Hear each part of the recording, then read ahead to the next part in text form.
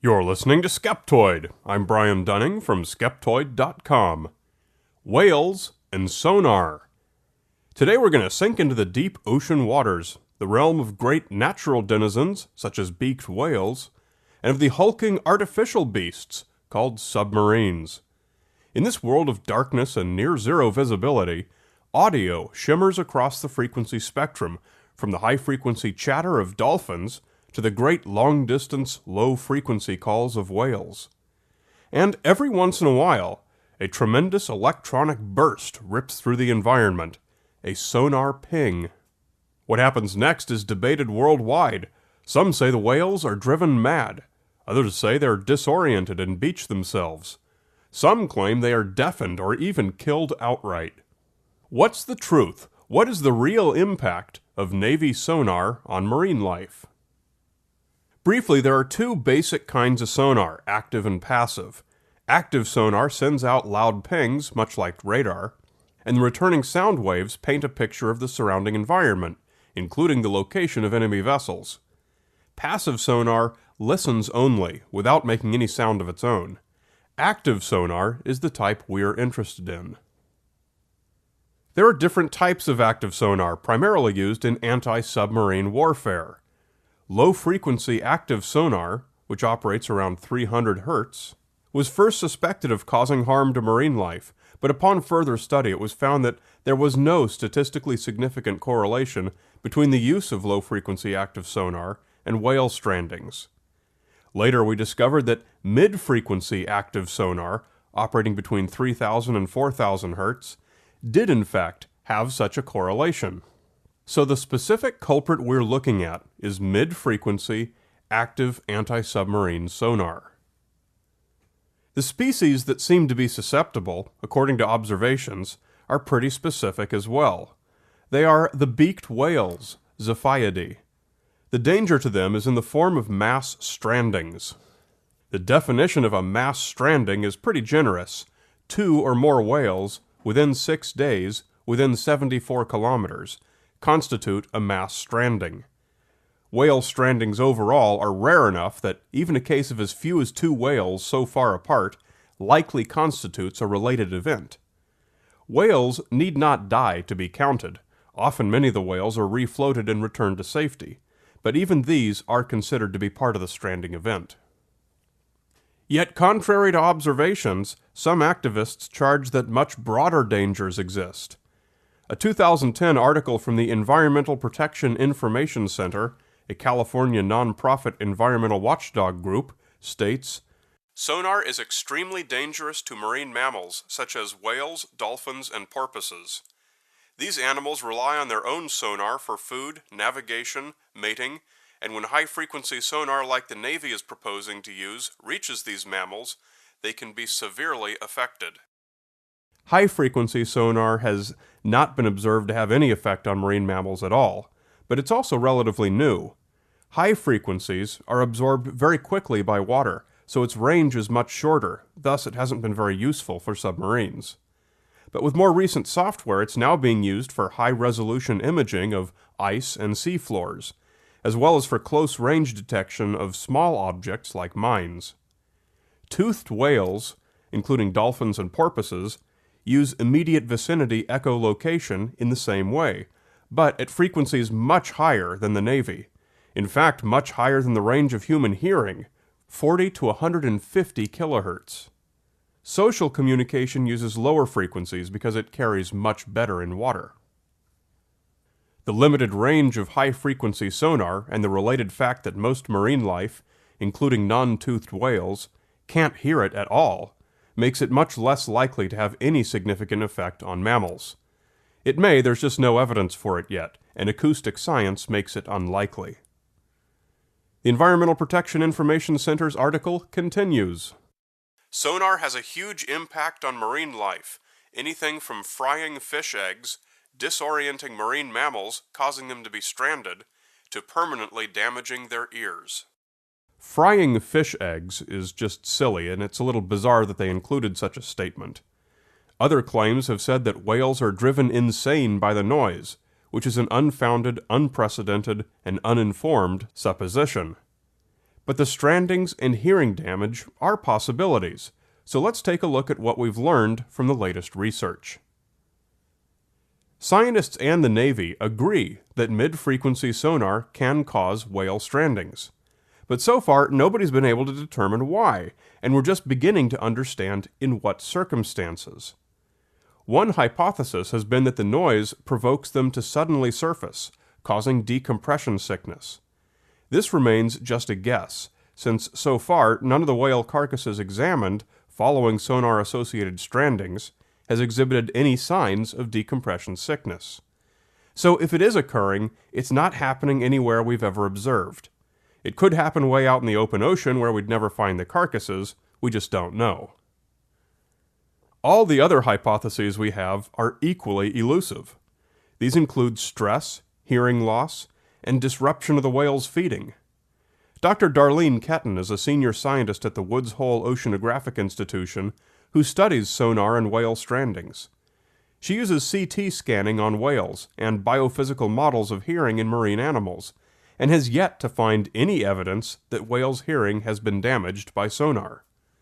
In every case where a stranding was associated with sonar use, Dr. Ketton found that the only discernible cause of death was the injuries sustained from the beaching itself. The whales were well fed, their hearing was intact, and they had no signs of decompression sickness. There's been no evidence to support any hypothesis. The only problem anyone has been able to find has been the big one. The whales were dead. The best clue yet lies in underwater geography. One of the most active places for the U.S. Navy to use sonar in exercises is off the coast of Southern California, where beaked whales abound. Yet, strangely, no cases of whales stranding or otherwise being affected associated with sonar activity off California has ever been discovered. In addition, such sonar is now used worldwide, not just by many nations' navies, but also by commercial vessels, and also other types of underwater noise-making gear, such as the towed airgun arrays used by oil companies searching for new oil fields. If sonar and other man-made sounds were always harmful to nearby marine mammals, we would expect to see a far larger number of such injuries all around the world. But we don't. When and where it happens seems to be highly specific. The latest and most comprehensive publication on this is from 2009 in the journal Aquatic Mammals, entitled Correlating Military Sonar Use with Beaked Whale Mass Strandings. What do the historical data show? The paper includes graphical timeline representations from around the world of when naval sonar exercises took place, plotted alongside mass strandings in the local region. The findings to date are intriguing. There has been a correlation of sonar and strandings in the Mediterranean and the Caribbean, but so far, no correlation in California or Japan. The reason seems to be the underwater geography concerned, called the bathymetry.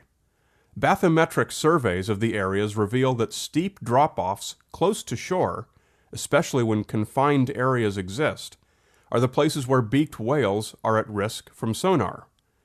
Off the coasts of Japan and California, there are relatively broad shelves, with deeper trenches being further offshore. Beaked whales do not appear to be at risk in areas with this type of bathymetry. The research is quite clear that we don't yet have enough answers to fully understand the reasons for this. It may be as simple as how close to shore the whales' habitats are. Most mass strandings associated with sonar have happened where the shoreline is less than 80 kilometers away from water greater than 1,000 meters deep. If they're spooked by the sonar, they may simply have less free space in which to avoid it. And of these stranding events, most of them happen on specific coasts, where 6 or more such strandings have been recorded. The evidence strongly suggests that beaked whales are at the most risk from sonar-associated strandings only on coastlines with specific bathymetric characteristics. No evidence yet supports any danger to these animals near other coastlines, such as California, or in the open ocean. That's not to claim the danger doesn't exist, merely that we don't have evidence that it does. Navies continue to develop better techniques for managing this. Sonars are turned off when whales are detected nearby. Aerial surveys are also used to spot whales in advance, but this relies on the luck of happening to spot them near the surface. Scientists from the Woods Hole Oceanographic Institution, funded by the Navy, have attached non-invasive acoustic recording tags to beaked whales to learn the audio profile of their lifestyle and environment. This data helps us understand what kinds of sounds the whales make use of, and also provides better signatures for ships and submarines to listen for to help detect their presence. This research is still in its early stages, and it's work such as this that needs to be done before we'll have a complete understanding of the true risk factors. Perhaps the most frustrating aspect of this question is that so much energy and money is spent on protests and lawsuits, when neither side yet has sufficient science to support their position. Rather than spend this money learning the facts, both sides are spending money trying to enforce policy based on supposition.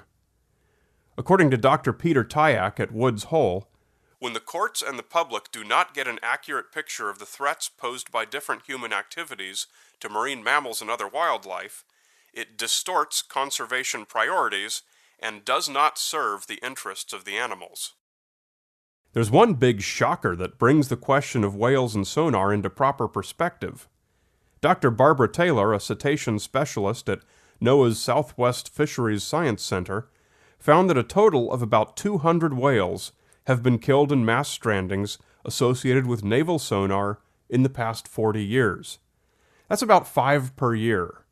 It's 5 too many, but it's still 5. By stark contrast, 300,000 whales and dolphins are killed every year by fishing operations. That's 60,000 times as many. Meanwhile, the lawsuits, protests, and petitions continue raging with good intentions but little informed science to support the charges.